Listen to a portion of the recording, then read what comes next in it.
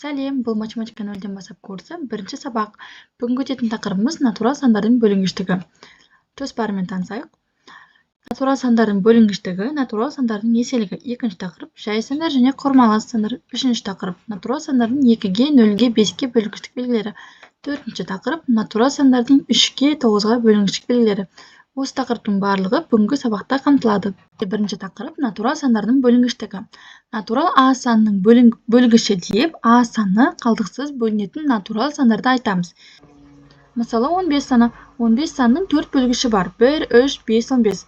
Яғни 15 саны осы 4 санға қалдықсыз бөлінеді. Бұл сандар 15 санның бөлгіші. Бөлгіштің жазылуы Б деп бас әрпін жазамыз. Ары қарай жақшаның ішіне 15 санын жазамыз. Яғни бізге керек санды жазамыз. Одан кейін ары қарай сол санның бөлгіштерін жазамыз.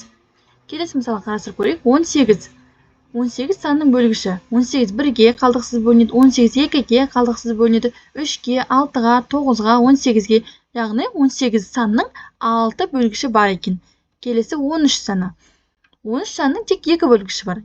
13 саны тек 1-ге және өзіне ғана бөлінеді екен.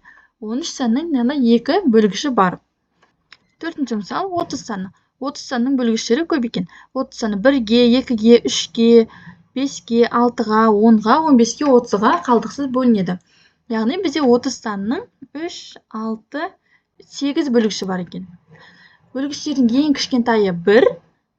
Ең кішкентай бөлгіш ол бізде 1 болып саналады. Ал ең үлкен бөлгіш сол санның өзі. Яғни 30 санның бөлгішінде ең үлкен бөлгіш ол 30 саны. 13 санның бөлгішінде ең үлкен бөлгіші ол 13 саны. 18 санның бөлгішінде ең үлкен бөлгіші ол 18 саны. Яғни бөлгіш дегеніміз сол санның қалдықсыз бөлінетін натурал сандары. Түсінікті болды деп ойлаймын. Онда келесі бізде натурал санның еселігі. Натурал а санның еселігі деп а санына қалдықсыз бөлінетін натурал санды айтамыз. Мысалы 14 саны. 14 санның еселіктері қандай? 14 санның еселіктері 14, 28, 42, 56, 70. Еселіктің ең кішкентай саны, ең кіші саны ол өзі. Яғни 14 санына қалдықсыз бөлінетін сандар ол 14 санның еселіктері. Еселіктің жазылуы еселік, жақшаның ішіне 14 саны, жақшаның ары қарай 14 санның еселіктерін жазамыз.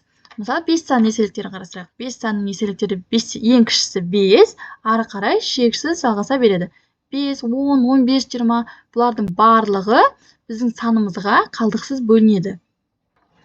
Яғни еселік дегеніміз берілген санға қалдықсыз бөлінетін сандар. Бірінші тақырып түсінікті болса, онда екінші тақырыпқа көшейік. Екінші тақырыбымыз жай сан және құрмалас сан. Бірге және өзіне ғана бөлінетін натурал сандарды жай сандар деп атаймыз. Мысал келтірейік. Мысалы 3 саны. 3 санның бөлгіштері қандай? 3 санның бөлгіштері 3 1-ге қалдықсыз бөлінеді және 3-ге қалдықсыз бөлінеді. Яғни 1-ге және сол санның өзіне. Тағы да мысал келтірейік. Мысалы 5 саны. 5 санның бөлгіштерін жазайық. 5 санның бөлгіші 1-ге қалдықсыз бөлінеді және 5-ге қалдықсыз бөлінеді. Осындай сандар бізде жай сандар деп аталамыз.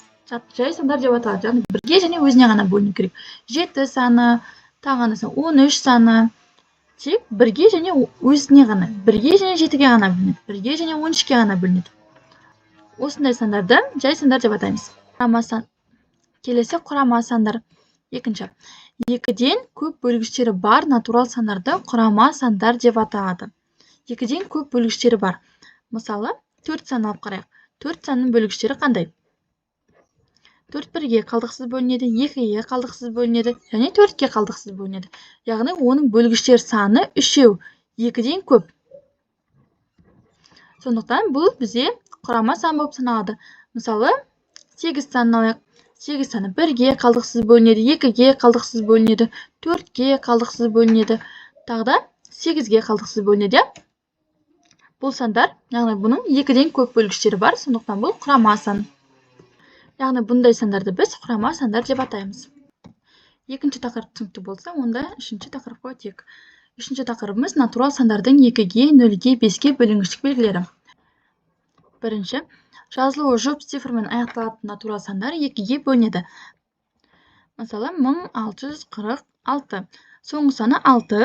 6 саны 2-ге бөлінеді, 2-ге қалдықсыз бөлінеді, тең 3 болады. яғни бізде 1646 санның барлығы 2-ге бөлінеді, тұтастай 2-ге бөлінеді. Яғни санның соңғы цифры 2-ге қалдықсыз бөлінсе, сан толықтай 2-ге қалдықсыз бөлінеді.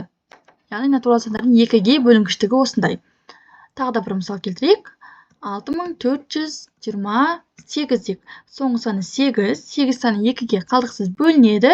Сондықтан бізде 6428 саны 2-ге қалдықсыз бөлінеді. Келесі, екінші, жазылуы 0 цифрмен немесе 5 цифрмен аяқталатын натурал сандар 5-ге бөлінеді. Мысалы, 1000 саны. 1000 санның соңғы саны 0 санымен аяқталған, сондықтан ол 5-ге қалдықсыз бөлінеді. Тағы да бір мысал келтірейік.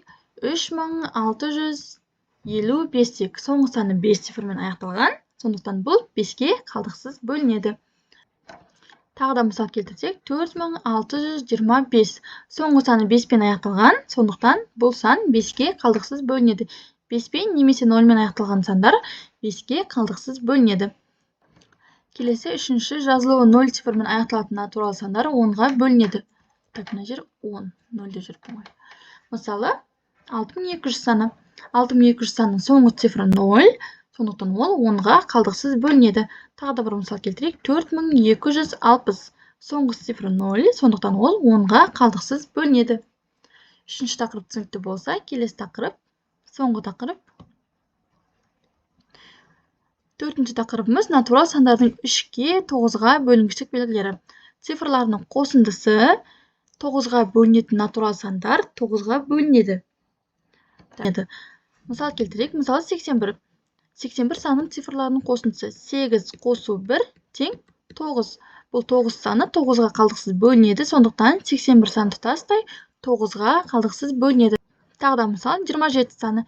27 сандардың цифрларының қосындысы 2 қосу 7 тең 9. 9 саны қалдықсыз бөлінеді 9-ға, сондықтан 27 саны тұтастай 9-ға қалдықсыз бөлінеді. Тағы да мысал 171 саны. 171 санның сандардың цифрларының қосындысы 1 қосу 7 қосу 1 тең 7-ге 1-ді қоссақ 8, 8-ге 1-ді қоссақ 9. 9, яғни 9 шығып тұр. 9 9-ға бөлінеді қалдықсыз, сондықтан 171 саны толықтай 9-ға бөлінеді. Келесі, натурал сандардың 3-ге бөлінгіштік белгілері. Яғни цифрлардың қосындысы 3-ге бөлінетін сан болса, онда ол сан 3-ге бөлінеді. Мысалы 66 саны. 66 сандардың цифрларының қосындысы 6 қосу 6 тең 12. 12 бізде 3-ге қалдықсыз бөлінеді, немесе 12 тоже сондай, 12-тен 1 қосу 2 тең 3. Бұл да 3-ге бөлінеді, сондықтан 12 сан да 3-ге бөлінеді, 66 сан да 3-ге бөлінеді. Яғни бұл сан тұтастай 3-ге бөлінеді. Келтірсек, 54 саны. 54 санның цифрларының қосындысы 5 қосу 4 тең болады 9. Бұл сан 9-ға да бөлінеді, 3-ге де бөлінеді. Яғни 9 саны 3-ге қалдықсыз бөлінгендіктен, ол сан 3-ге де, 54 саны 3-ге де бөлінеді.